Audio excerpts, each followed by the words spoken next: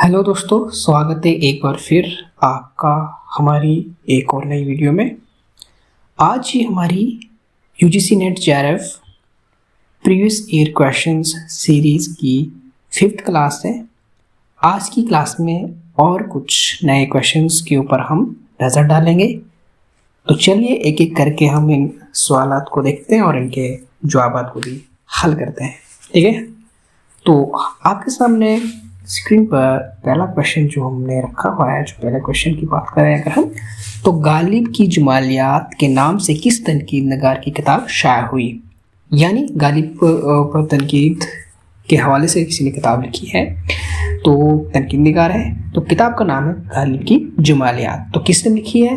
क्या वो शकीलुर रहमान है, मजनू गोरखपुरी, इमदाद इमाम असर है, या गोपीचंद नारंग? तो आपको बता दें, इसका जो सही जवाब है वो है पहले वाला, यानी शकीलुर रहमान ने लिखी है गालिब पर गालिब की जुमालियात, यानी उसमें कुछ तनकीदी हवाले से बात की गई है। ठीक है, अगला सवाल क्या है? अगला सवाल अगर हम देखें, अगला सवाल कहता है नावल आग का दरिया जो है उसकी किरदार कमाल का पूरा नाम क्या है? ठीक है, नावल आग का दरिया जो कुरातुल-ऐन हैदर का है, ठीक है, उसके अंदर एक किरदार आता है कमाल। उसका पूरा नाम क्या है? क्या उसका नाम अबुल मंसूर कमालुद्दीन है? क्या उसका नाम सुल्तान कमालुद्दीन है? क्या उसका नाम मंसूर शाह कमाल है, या प्रोफेसर कमाल है? ठीक है, नावल आग का दरिया, इसके अंदर वो किरदार आ जाता है कमाल, जिसका पूरा नाम है अबुल मंसूर कमालुद्दीन। ठीक है, आपका पहला आंसर जो दिया गया है ये वाला आपका सही जवाब हो जाता है। ठीक है, यानी अबुल मंसूर कमालुद्दीन का पूरा नाम है, जिस किरदार का नाम कमाल दिया गया है। ठीक है, अगर हम अगले सवाल की बात करें, अगला सवाल कहता है कि मजहब कौमों की पैरवी किस मजमून में है? मजहब कौमों की पैरवी किसका मजमून है? ठीक है, तो ये है सर सैयद अहमद खान, क्योंकि सर सैयद अहमद खान ने मजहबी हवाले से बहुत सारे मजमून, बहुत सारी चीज़ें तरतीब दी हैं, तहरीर की हैं। तो आप आसानी के साथ ये इस तरह के अगर कोई और भी चीज़ आपके सामने आए तो आप आसानी से पहचान सकते हैं। ठीक है, अगला सवाल अगर हम देखें, अगला सवाल है मसनवी गुलजार नसीम में बकावली जमीला के साथ रूह अफ़ज़ा की खबर लेने जाती है तो कितने दिन बाद लौटती है? ठीक है, 7 दिन, 15 दिन, 10 दिन या 5 दिन? तो वो लौटती है 7 दिन के बाद। ठीक है, यानी सवाल कहता है कि जो गुलजार नसीम मसनवी है उसमें एक जो हीरोइन रहती है बकावली, वो अपनी सहेली यानी जमीला के साथ रूह अफ़ज़ा की खबर लेने के लिए जाती है, तो कितने दिन बाद वापस आती है? तो आती है 7 दिन बाद। ठीक है, बिल्कुल आसान सवाल। अगला सवाल क्या कहता है? अगला सवाल देख लें अगर हम, तो अगला सवाल है हमारे पास फूलमती प्रेमचंद के किस अफसाने का किरदार है? फूलमती प्रेमचंद के किस अफसाने का किरदार है? तो वो है बदनसीब माँ का। ठीक है, प्रेमचंद जो 1880 में बनारस के एक लम्ही गांव में पैदा हुए थे और 1936 में उनकी वफ़ात होती है। ठीक है, उर्दू के एक शाहकार अफसाना निगार है, और अगर आप उर्दू दुनिया में बाकायदा अफसाने निगारी की रवायत देखें, आगाज़ देखें, तो प्रेमचंद के यहाँ से देखने को मिलता है। ठीक है, अब आ जाते हैं हम अगले सवाल की ओर। अगला सवाल कहता है सौदा की नज़मों का तज़किया किया, तफसील से तज़किया किया जाए तो अवाम ख़ुसूसन मुसलमानों के अंदाज़े माशरत का खाका बहुत सफाई से खींचा जा सकता है। तो ये जो बयान है ये किसका है? ये बयान किसका है? ये बयान है एहतशाम हुसैन। यानी एहतशाम हुसैन कहते हैं कि सौदा की नज़मों का तज़किया तफसील से किया जाए तो अवाम ख़ुसूसन मुसलमानों के अंदाज़े माशरत का खाका बहुत सफाई से खींचा जा सकता है। ठीक है, एहतशाम हुसैन का ये बयान है। ठीक है, अगला सवाल है कि फाजिली की करबल कथा मुरत्तब मालिक राम और मुख्तारुद्दीन अहमद में कुल कितने मजलिसें हैं? ठीक है, फाजिली की करबल कथा मर्तबा मलिक राम और मुख्तारुद्दीन अहमद, मतलब इन दोनों ने इसको मरतब दिया है। ठीक है, किसने दिया है? मलिक राम और मुख्तारुद्दीन ने। लेकिन जो ये करबल कथा फजली की करबल कथा है, तो इसमें कितनी मजलिसें हैं? ठीक है, क्या वो 10 हैं, 12 हैं, 7 हैं, 9 हैं? और आपको उसका आंसर बताना है, तो इसकी मजलिसें हैं 12 मजलिसें हैं। एक एक करके इसमें बताया गया है कि किस तरह से वाक़यात पेश आते हैं करबला में। ठीक है, तो इसमें 12 मजलिसें जो हैं पेश की गई है। फजल अली फाजली की करबल कथा है। ठीक है, दास्तान। अगला सवाल देखें, तो अगला सवाल है कुलियात गालिब फारसी की कुल 11 मसनवियों को उर्दू ज़बान में किसने मुंतकिल किया? ठीक है, गालिब की मतलब कुलियात में जो फारसी की 11 मसनवियाँ हैं, तो उसको मतलब उर्दू ज़बान में किसने मुरतब किया या किसने मुंतकिल किया?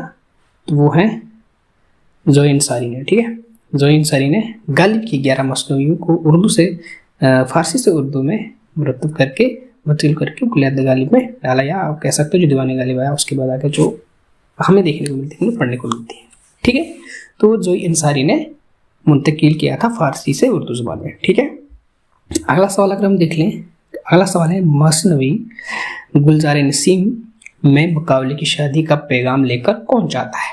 ठीक है, जो मसनवी गुलजार नसीम है, दयाशंकर नसीम की मसनवी, ठीक है, जो उनकी एक शाहकार मसनवी है, उसमें जो बकावली रहती है उसकी शादी का पैगाम लेकर कौन जाता है? क्या वो रानी चित्रावत जाती है, रूह अफ़ज़ा, जमीला या हुस्न आरा? ठीक है, तो इसका आपके सामने सही जवाब आ जाता है हुस्न आरा।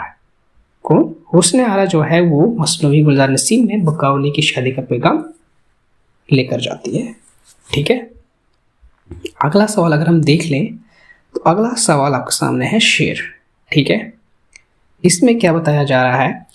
सुर्ख यूं है रंग आसमानी लिए कि खिला कमल फूल पानी लिए। ठीक है, ये शेर किसका है? ठीक है, सुर्ख यूं है रंग आसमानी लिए कि खिला कमल फूल पानी लिए। ये शेर किस मसनवी का है? क्या वो कुतुब मुश्तरी का है? क्या वो फूलबंद का है? क्या वो तूतीनामा का है? क्या वो सैफुल मलूक बदुल जमाल का है? ठीक है, ठीक है, तो ये जो आंसर है इसका वो है कुतुब मुश्तरी से। ठीक है, किससे है? कुतुब मुश्तरी से। ठीक है, अगला सवाल कहता है कि फोर्ट विलियम कॉलेज से वाबस्ता मुंशी लल्लूलाल जी का आबाई वतन कहाँ था? ठीक है, जो फोर्ट विलियम कॉलेज में वाबस्ता थे लल्लूलाल जी, उनका आबाई वतन कहाँ था? क्या वो राजस्थान के थे? क्या वो दिल्ली के थे? क्या वो गुजरात के थे? या क्या वो मुर्शिदाबाद के थे? ठीक है, तो इसका सही जवाब अगर कहें हम, तो वो है गुजरात के, यानी मुंशी लल्लूलाल जी कहाँ के रहने वाले थे? गुजरात के।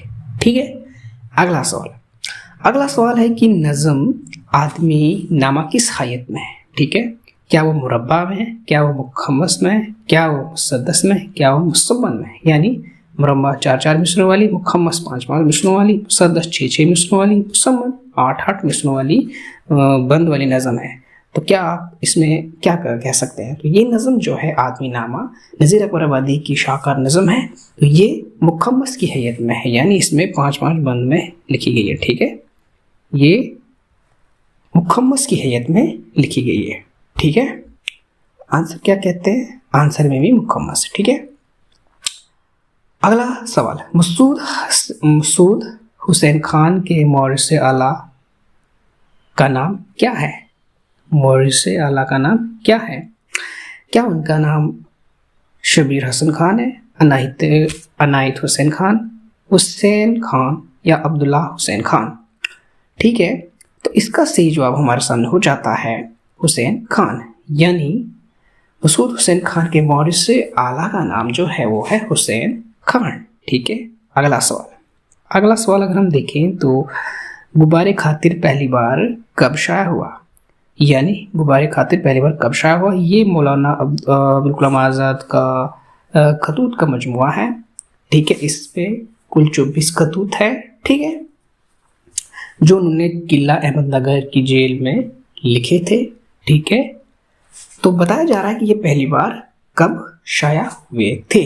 ठीक है, तो इसके आंसर की अगर हम बात करें, क्या वो मई 1946 को, जनवरी 1942 को, जुलाई 1947 को, अगस्त 1950 को। ठीक है, तो इसका सही जवाब हमारे सामने आ जाता है मई 1946 को। ठीक है, गुब्बारे खातिर पहली बार कब शाया हुआ था, तो वो हुआ था मई 1946 में। ठीक है, ये मौलाना अब्दुल कलाम आज़ाद का के खतूत का मजमुआ है। ठीक है, अगला सवाल अगर हम देखें, अगला सवाल क्या है, अगला सवाल है हमारे सामने, मंदरजा झील में से रेडियो फीचर के बारे में कौन सा बयान दुरुस्त है। ठीक है, रेडियो फीचर में ना बयानिया होता है ना हकीकत है। रेडियो फीचर में ना बयानिया होता है और ना हकीकत। इसका मौजू बहुत महदूद होता है। रेडियो फीचर की इस बात मुश्किल और अदराक होनी चाहिए। रेडियो फीचर में हकाइक पेश नहीं किए जाते हैं। ठीक है, तो इसका सही जवाब है कि रेडियो फीचर में हकाइक पेश किए जाते हैं। ठीक है, यानी ये चौथा पॉइंट दिया गया है, तो ये सही है। ठीक है, रेडियो फीचर के बारे में ये बयान सही दिया जाता है। तो पहले में क्या है कि बयानिया नहीं होता और हकीकत नहीं, बयानिया होता और हकीकत भी होती है। दूसरा है कि इसका मौजू महदूद होता है, नहीं लामहदूद होता है। रेडियो फीचर कुछ भी ऐड किया जा सकता है। रेडियो फीचर की इस बार मुश्किल और अदराक होनी चाहिए, नहीं बिल्कुल आसान होनी चाहिए। रेडियो फीचर में हकाइक पेश किए जाते हैं, यहाँ पर सी करेक्ट दिया गया है, तो आपका ये सही जवाब हो जाता है। ठीक है, अगला सवाल, अगला सवाल क्या है कि वो दिन भर घर में तन्हा पड़ी रहेगी, किससे हंसेगी, किससे बोलेगी, ये सोचकर उसका दिल लरज जाता है। जूं जूं वक्त करीब आता था उसके हवास मुअत्तल होते जाते थे। वो काम करते करते जैसे खो जाती थी और टकटकी बांध कर किसी चीज़ की तरफ देखने लगती थी। तो आपने बताना है कि ये इक़्तिबास प्रेमचंद की किस कहानी से लिया गया है। ठीक है, इक़्तिबास को आप पढ़ें अच्छे से।